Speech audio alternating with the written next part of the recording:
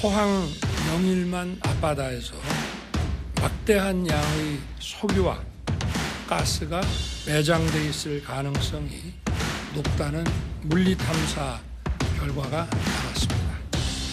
지금부터는 실제 석유와 가스가 존재하는지, 실제 매장 규모는 얼마나 되는지 확인하는 탐사 시추 단계로 넘어갈 차례입니다. 최소 5개의 시추공을 뚫어야 하는데 한 개당 1,000억 원이 넘는 비용이 들어갑니다. 금년 말에 첫 번째 시추공 작업에 들어가면 내년 상반기까지는 어느 정도 결과가 나올 것입니다. 네, 여러분도 아시다시피 어제 아침에 깜짝 발표가 있었죠. 내용도 깜짝 놀랐고 형식도 깜짝 놀랐습니다. 윤석열 대통령이 동해에 막대한 양의 석유와 가스가 매장돼 있을 가능성이 크다라고 국민들에게 발표를 한 것인데요. 이제 우리나라도 산유국의 반열에 오를 수 있는 게 아닌가 기대감을 갖게 하는 내용이었습니다. 핵심적인 내용 몇 가지만 짚어드리면 그 매장량이 무려 140억 배럴, 가스가 75%, 석유가 25%인데 가스는 우리나라가 29년 동안 사용할 수 있고 석유는 4년 동안 사용할 수 있는 양이라는 겁니다. 자, 빠르면 올해 말부터 이 시추공 작업에 들어가고요. 2035년에는 상업적인 생산까지 할 수 있을 것으로 기대를 하는 내용의 발표였습니다. 자, 이 내용만 보면 정말 아주 희망적으로 우리가 기대를 걸 수 있는 그런 발표 내용이었죠. 자, 윤석열 대통령이 첫 국정 브리핑을 통해서 직접 공개하면서 기대감을 더욱 키우고 있는 상황인데 당초 예정에 없던 일정에다가 예정돼 있던 정상회담 일정까지 조정하면서 했던 발표여서 더욱 더 관심을 끌었습니다. 하지만 민주당에서는요, 이번 대통령의 브리핑이 떨어진 지지율을 전환시키기 위한 국면 전환용이 아니냐는 입장을 발표했습니다. 매장량이나 사업성을 확인하기도 전에 대통령이 매장 추정치를 발표하는 것이 섣부른 판단으로 보입니다. 윤석열 대통령의 이번 발표가 하락세의 지지율을 전환하기 위한 국면 전환용 발표는 아닌지 매우 의심스럽습니다. 석유 매장이 아직 확인된 것도 아니고 성공 가능성이 20%라고 이제 얘기를 하는데 이 정도 가지고 대통령이 저렇게 직접 브리핑을 하는 것이 맞나? 이게 바로 레임덕 증거입니다. 어떻게든 한번 막아보려고, 어떻게든 한번 지지율을 올려보려고 하는 거 안간힘을 쓰는 것 같은데 하여튼 어렵다. 이상합니다. 자, 대통령이 직접 발표한 내용은 굉장히 희망적이고 이 좋은 기대감을 부풀게 하는 내용인데 굉장히 비판을 합니다. 일단 이례적인 발표에 대해서 먼저 한 말씀 해주시죠. 그 중국의 흑룡강성 있지 않습니까? 네. 거기 하얼빈이 그 성도인데 하얼빈에서 한두 시간 정도 쭉 올라가니까 따칭이라는 도시가 있어요. 네. 한자로 대경이라고 한 도시인데 큰 경사란 뜻이죠. 이 따칭이라고 한 도시가 원래부터 따칭이 아니고 모택동이 따칭이라고 이름을 지어준 거예요. 왜 그러느냐? 거기서 중국에서 제일 많은 석유가 거기서 나온 거예요. 아하. 그래서 석유가 거기서 나온다라고 한 보고를 받고 모택동이 달려가가지고 이름도 바꿔라, 마을 이름. 뭐 다른 이름이었겠는데 대경으로 바꿔라. 그래서 따칭이 된 거 아니겠습니까?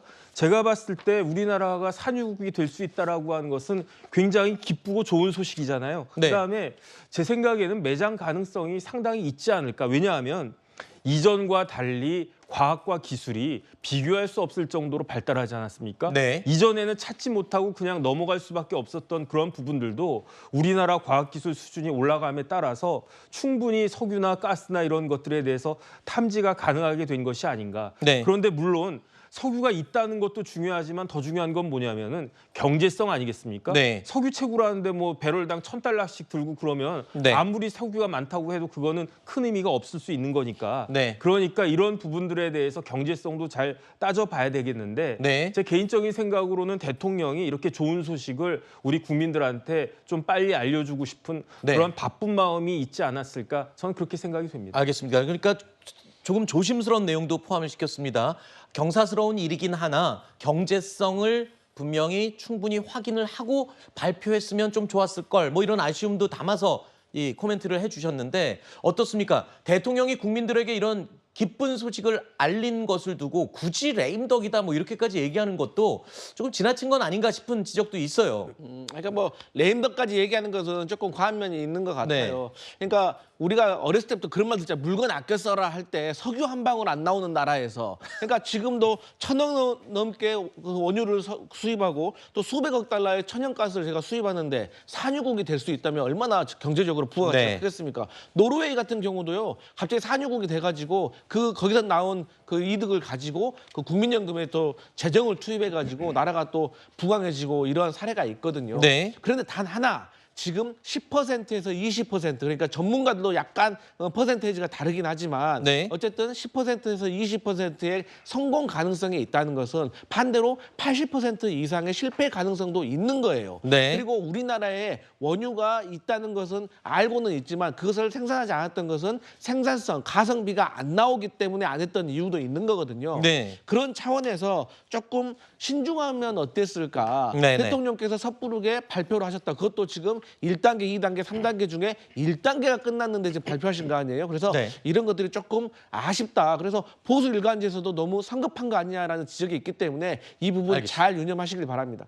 일단은 대통령이 국민들에게 이 중요한 사안을 발표를 하면서 아무 근거도 없이 얘기하지는 않았겠죠. 사실은 여러 가지 검토를 거치는 이 과정에서 혹시라도 이 내용이 새어나갈까 이 보안에 굉장히 힘을 기울였다고 합니다. 그래서 프로젝트명이 대왕고래였다는 사실이 뒤늦게 알려졌는데요. 이 비밀리에 이 해당 프로젝트가 추진이 됐다는 겁니다. 그러면서 석유 매장량 등을 추정한 미국 회사의 액트지오라는 이 업체, 과연 이곳이 믿을 만한 것이냐라는 지적도 나오고 있습니다.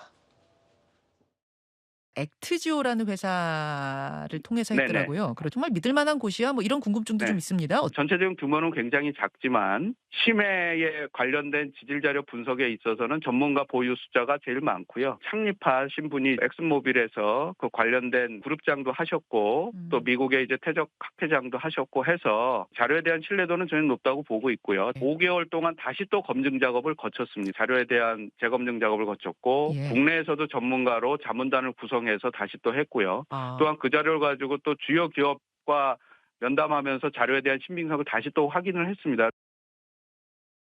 물론 대통령의 발표가 난 직후에 언론이나 인터넷에는 많은 사람들이 우려의 목소리를 내기도 했습니다. 왜냐하면 이게 처음 나온 얘기가 아니죠. 동해 영일만 일대의 이 석유 가스전 가능성에 대한 것은 박정희 전 대통령 때부터 나왔던 얘기입니다. 그렇기 때문에 혹시 이번에도 허탕치는 게 아니냐는 목소리가 제기가 됐었는데 하지만 아까 저희 패널들과 얘기를 했듯이 그때 1970년대 상황과 지금 2024년도의 상황은 많이 다르죠. 기술도 발달했고 그동안 자료 축적이 매우 많이 되어 있기 때문에 굉장히 가능성이 높을 수 있다. 또 한 가지 그때 이 발굴에 실패했던 그 광구와 지금 유력하게 지목되는 광구는 분명히 다른 곳이거든요. 그렇기 때문에 아마 성공 가능성이 높지 않겠냐라고 또 예측을 하는 분들도 있습니다. 하지만 이게요. 막대한 양의 석유와 가스가 묻혀 있을 가능성이 높아진 지금 상황이라고 하더라도 생산까지는 넘어야 할 산이 크게 두 가지가 있습니다. 일단 시추에 성공을 해야 되고요. 이 성공 확률이 20%라는 얘기입니다. 그리고 또 한 가지 시추에 성공을 하더라도 그 매장량의 경제성이 있어야 된다. 이 두 가지 큰 산을 넘어야 합니다. 탐사 성공률 20%라는 수치 자체에 대해서는 전문가들의 의견이 갈릴 것으로 보입니다만 그 기준 자체가 결코 낮은 수치는 아니고요. 현존하는 심해 가스전 중에서 가장 큰 가이아나의 스타브룩 그 광구 같은 경우도 최초 탐사 성공률 7%에서부터 시작을 했거든요. 네. 전체적인 예상 탐사 자원량을 감안을 했을 때 네. 결코 낮은 수치로 볼 수는 없을 것 같습니다. 실패하면은 난리지만 네. 저는 그 5번 이전에 이미 성공할 것으로 확신을 하고 있습니다만 네. 설령 실패하더라도 얻는 경험이 있기 때문에 네. 분명히 그 도움이 될 거라고 생각을 합니다.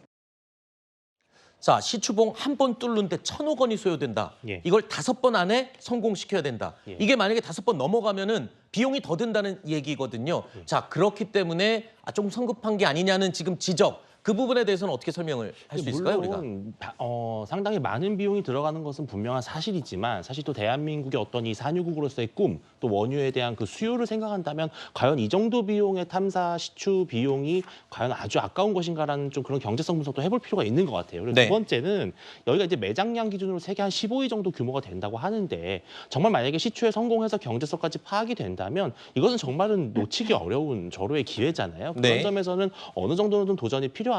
또 이 성공 확률 20%에 대해서도 전문가들과 관료들의 이야기는 그렇게 낮은 수치라고 보기가 어렵고 네. 이보다 낮은 수치의 성공률이었어도 시추에 성공해서 실제로 사용하고 있는 그러한 곳도 있다고 하니까요. 저는 좀 야당이 이런 부분에 있어서 너무 좀 약간 악담을 하는 것 같아요. 좀 네. 석유가 안 나오길 바라는 것 같다는 느낌도 들고 네. 물론 걱정해 주는 것은 좋지만 조금 희망적인 어떤 협조를 해주는 것이 좋지 않을까 생각을 합니다. 너무 악담을 한답니다. 어떻게 일단 보십니까? 민주당이 어제 낸 공식 논평에서 민주당도 필요하다면 지원을 아끼지 않겠다라고 분명히 이야기를 했고 성공을 바라는 듯한 이야기도 분명히 했습니다. 근데 핵심은 이제 방금 앵커께서도 말씀해 주셨듯이 넘어야 될 산이 큰 산이 두 개나 있는 상태에서 대통령께서 총선 참패 이후에 첫 번째 국정 브리핑을 하시는데 이것으로 했다라는 것에 대해서 결국에는 국면을 전환하기 위함이 아니냐라는 생각이 들 수밖에 없는 거예요. 박정희 대통령 당시의 상황과 뭐 여러 가지 그 규모나 이런 것들이 다르다라고는 하셨지만 정치적으로는 당시에 박정희 대통령도 유신 때문에 좀 궁지에 몰려 있었던 상황이었던 것도 맞습니다. 그래서 그 당시에도 유전 개발에 굉장히 집중하면서 그것을 대대적으로 홍보하고 부각했으나 결과적으로는 결과가 좋지 않았던 일도 있었거든요. 대통령께서 그 전철을 밟지 않길 바라는 마음이고요. 지금도 사실 앞서 제가 언급해드린 것처럼 시추도 해봐야 되고 시추하는데 성공률도 낮고 더 나아가서는 경제성 평가까지도 해봐야 되는 이 시점에 마치 모든 일이 다 끝난 것처럼 확실한 것처럼 이야기를 하는 것이 조금 섣부르지 않았나. 이 정도의 브리핑은 사실 산업부에서 하는 정도로도 괜찮지 않았을까. 오히려 결과가 나오고 나서 대통령이 이야기를 하시는 것이 더 좋지 않았을까라는 생각이 드는 것이죠. 알겠습니다. 어제 대통령의 마지막 문장이 저는 아직도 귀에 남아 있습니다. 국민 여러분 차분하게 기다려 주십시오.